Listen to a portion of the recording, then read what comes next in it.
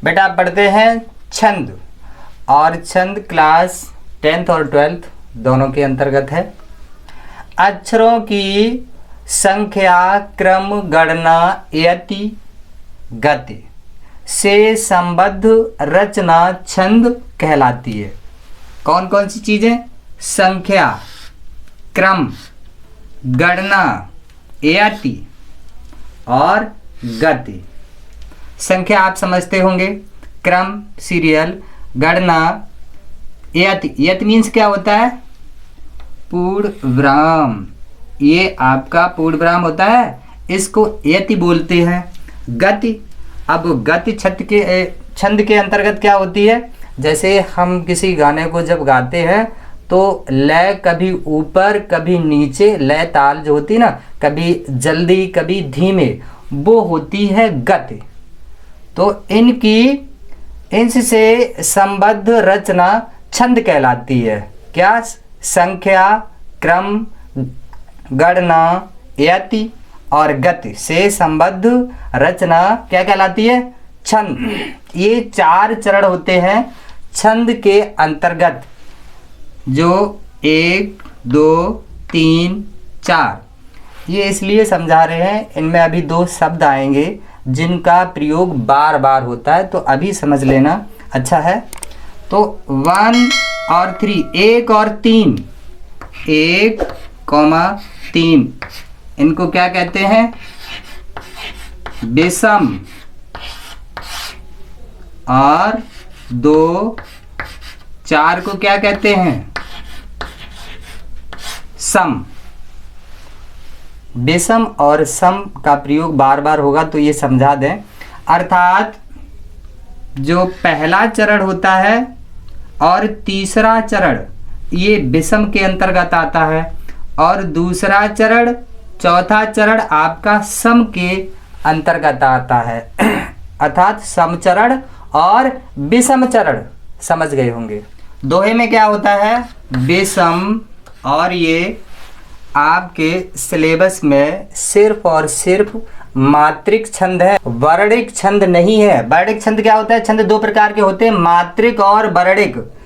वर्णिक छंद में वर्णों को गिना जाता है, जबकि मात्रिक छंद में सिर्फ मात्राओं को गिना जाता है। तो ये मात्रिक छंद है क्लास 10th और 12th दोनों में ही, वर्णिक छंद नहीं है। दोहे के अंतर्गत विषम है। विषम चरणों में मात्राओं की संख्या कितनी होती है? 13। एवं सम चरणों में 11 होती है। क्या? मात्राओं की संख्या। विषम में 3, 4। तो प्रथम और तृतीय चरण में मात्राओं की संख्या कितनी होगी? जब हम गिनेंगे तो प्रथम और तृतीय चरण में, अर्थात विषम चरणों में मात्राओं की संख्या कितनी?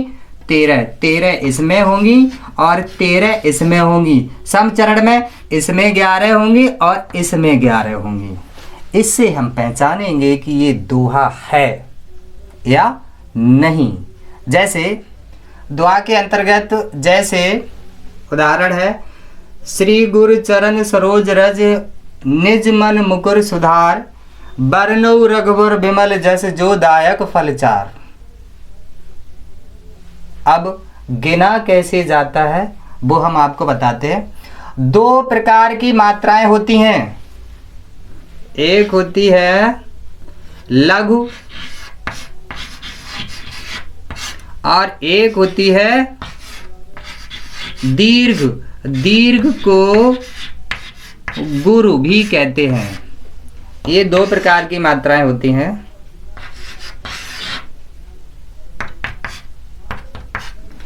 लघु मात्रा को 1 गिना जाता है और दीर्घ मात्रा को 2, और 2 का निशान इस तरह बनाते हैं मात्राओं को गिनने के लिए।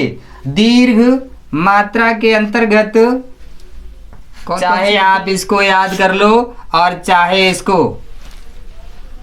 लघु मात्राएं आ ई उ रेर और दीर्घ मात्राएं बड़ा आ बड़ी ई उ ए ओ श्री। बड़ा है तो कितना हो जाएगा 2 और ये 1 और 1 इसका, 1 चा का और 1 रा का और 1 ना, 1 इसका और 1 ओ का। तो ओ का कितना लगेगा 2। क्यों लगेगा? क्योंकि ये दीर्घ मात्रा है। और जा के लिए कितना 1, रा के लिए 1 और जा के लिए 1। ये नी के लिए ये छोटा है ना, ये छोटी ई बनाई थी ना, ये उसी की तो मात्रा है। तो ये क्या है लघु। तो लघु के लिए 1 और जा के लिए 1। ये भी लघु है, ये भी लघु है और यहाँ पर लघु है, ये भी लघु है और ये भी लघु। यहाँ पर ये लघु और ये लघु है नहीं, और यहाँ पर क्या है आ की मात्रा है। तो क्या लिखेंगे ये 2 और फिर लघु। अब करते हैं गिनना शुरू। मैंने क्या बोला था? विषम चरणों में मात्राओं की संख्या कितनी होगी? विषम चरणों में मात्राओं की संख्या कितनी होगी? 13। और सम चरणों में मात्राओं की संख्या कितनी होगी? 11। अब हम देखते हैं, ये हमारा विषम चरण है और ये हमारा सम चरण है। अर्थात इसमें और इसमें मात्राओं की संख्या 11 होनी चाहिए। इसमें और इसमें 1 और 3 में मात्राओं की संख्या 13 हो। गिनते हैं 2 2 3 4 5 6 7 8 10 11 12 13। 2 3 4 5 6 7 8 8 और 2 10 11 12 13। ठीक, जैसी परिभाषा थी वैसा यहाँ तो बिल्कुल क्लियर है, 13 हो गई। यहाँ गिनते हैं 1 2 3 4 5 6 7 8 8 और 2 10 और 1 11। ये भी परिभाषा के अनुसार सही है। 11 यहाँ पर है। प्रथम चरण में यहाँ पर कितनी संख्या निकली? 13। और द्वितीय चरण में कितनी संख्या निकली मात्राओं की? 11, जो विषम और सम यहाँ पर आ रहा है। तृतीय चरण में देखते हैं 1 2 3 4 5 6 7 8 9 10 11 12 13। यहाँ पर भी 13। यहाँ देखते हैं 2 2 4 5 6 7 8 8 और 3 11। अर्थात जो बताया गया था कि विषम चरणों में मात्राओं की संख्या कितनी होती है? 13। तो विषम चरण कौन सा हो गया? प्रथम और तृतीय, ये हो गए विषम चरण। तो यहाँ पर मात्राओं की संख्या कितनी है? 13। और यहाँ पर सम चरणों में मात्राओं की संख्या को बताया गया था 11। तो यहाँ पर द्वितीय और चतुर्थ चरण में मात्राओं की संख्या 11। अर्थात सही। सही का अर्थ क्या है? कि ये दोहा ही है, कुछ और नहीं है। क्योंकि ये जो परिभाषा थी वो दोहे की थी, तो यहाँ पर ये सिद्ध हो गया। इस प्रकार हम मात्राओं को गिनते हैं। गिनना सरल है। लघु के लिए 1 गिनते हैं और दीर्घ के लिए 2 गिनते हैं। ठीक है, आगे बढ़ते हैं। नंबर 2, दोहा के बाद सोरठा। ये भी हमारा मात्रिक छंद है और इसमें क्या है? दोहे का ठीक उल्टा। अर्थात विषम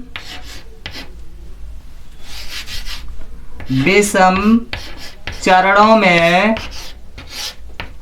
मात्राओं की संख्या कितनी होती है? 11। और सम चरणों में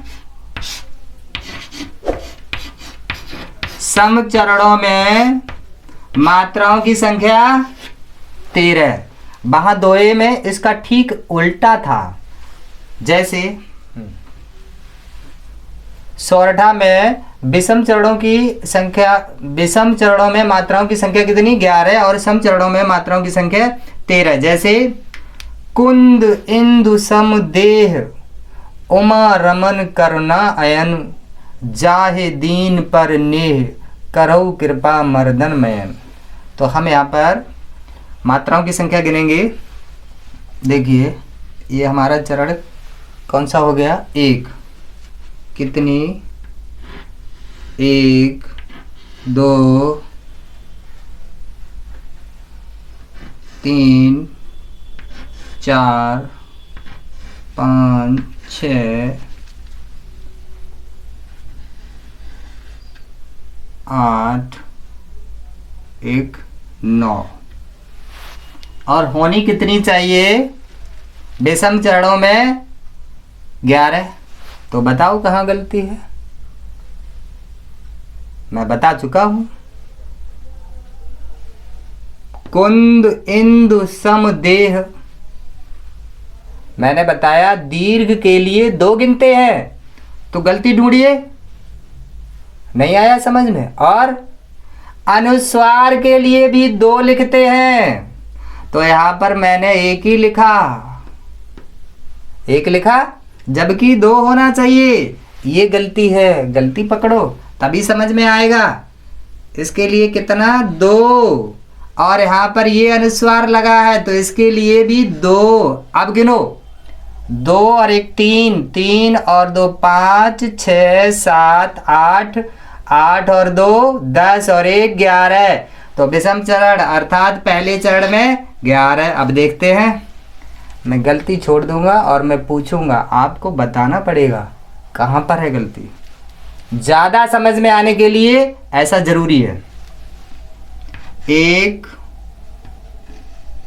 2 1 1 1 1 1 2 1 1 1 1 और 2 3, 3 और 1 4 5 6 7 8, 8 और 2 10, 10 और 3 13। ये दूसरा चरण है।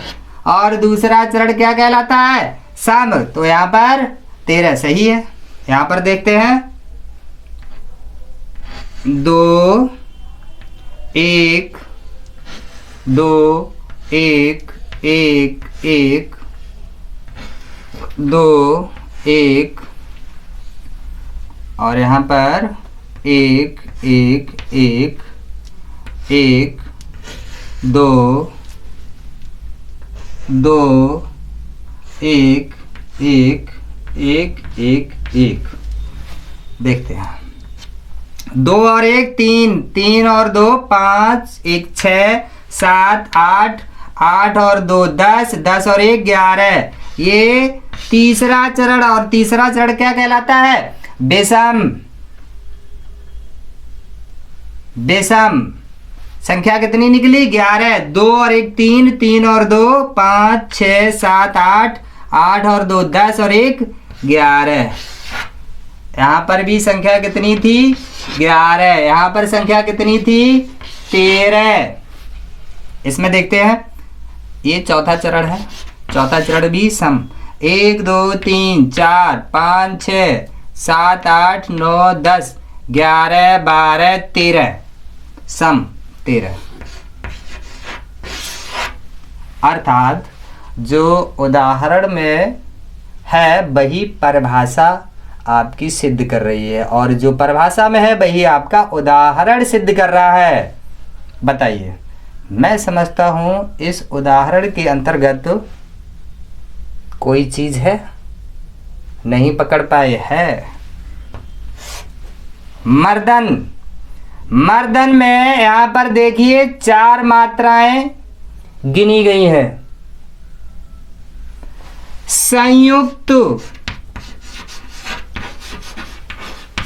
संयुक्त व्यंजन के लिए 2 मात्राएं दीर्घ 2 मात्राएं गिनते हैं संयुक्त के लिए, तो इसलिए यहाँ पर 2 आया, 2 और 1 3 और 1 4 और ये पूरा कितना हो गया 13। अर्थात विषम चरणों में मात्राओं की संख्या 11, वो 11 है प्रथम और तृतीय में, 11 ये है और 11 ये है। सम चरणों में मात्राओं की संख्या 13, तो 13 यहाँ पर है और 13 यहाँ पर है। जो परिभाषा कह रही है वही उदाहरण। इससे सिद्ध होता है कि ये सोरठा ही है, कुछ और नहीं। आगे बढ़ते हैं।